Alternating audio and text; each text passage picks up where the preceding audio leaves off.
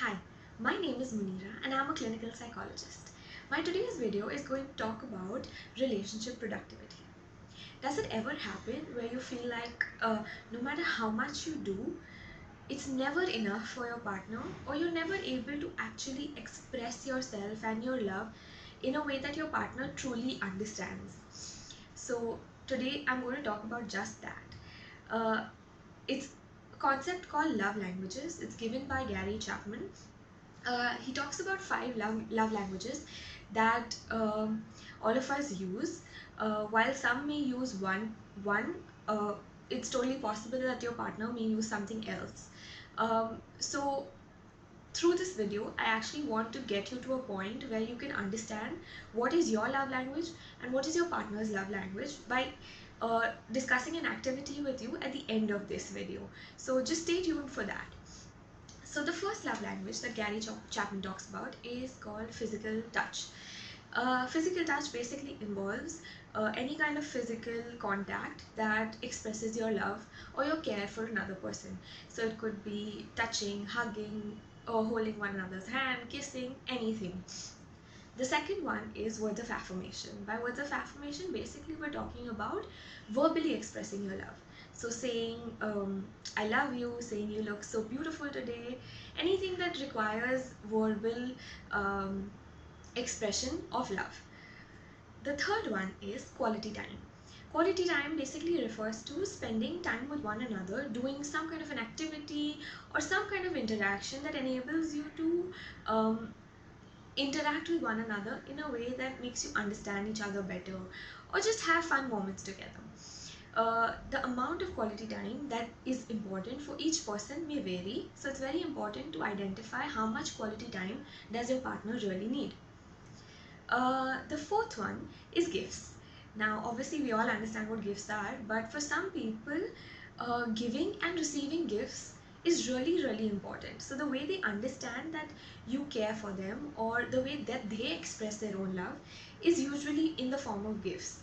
And it's not supposed to be a super expensive gift or something. It's just basically lets that person know that this particular object reminded you of them, and that's enough.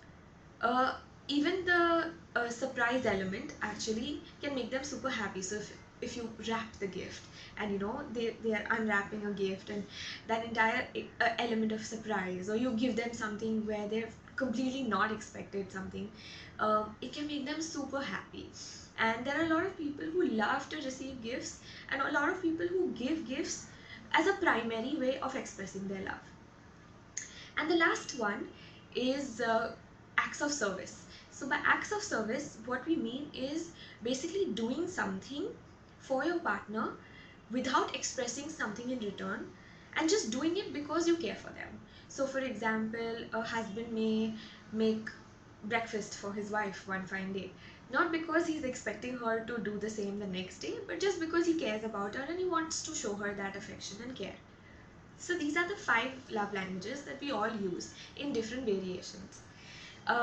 Now, if you are in a relationship and you feel like you want to understand what is your love language, what is your partner's primary love language, sit with your partner, and what I want you to do is this: on a piece of paper, write the love language that you think you use the most, and then write the love language that you think your partner uses the most, and make your partner do the same. And while you all are writing, make sure that you all don't discuss and don't look into each other's paper. Once you finish writing, what you can do is talk about what you've written. So if the love languages that you both have spoken about are the same, then that's great. It means that you've both really truly understood each other's manner of expressing and receiving love. However, if there is a discrepancy in what you've written and what your partner has written, it's a good time to talk about it now. Talk about why you feel like, this is the language that your partner uses, whereas he may have written something totally different for himself. Um, this very small activity actually can bring a lot of clarity in a relationship, where you feel like, sometimes it so happens that you feel that your partner doesn't love you anymore, or you've been in a relationship for a long time and you feel that that spark has faded away, or it's not how it used to be. I very often hear women complaining about, saying that before he would do so many things and now does nothing. It's probably because his love language has just changed. So it's a good time to just identify what is the love language that your partner is using, and what is it that you were actually expecting him to use. And once you're able to communicate these things with each other, it brings clarity into a relationship where you can actually understand that, okay, this is what my partner is expecting, so maybe if I can do this a little bit more, he'll or she'll be more happy, and vice versa. So I hope this activity helps you in understanding each other's love language much better.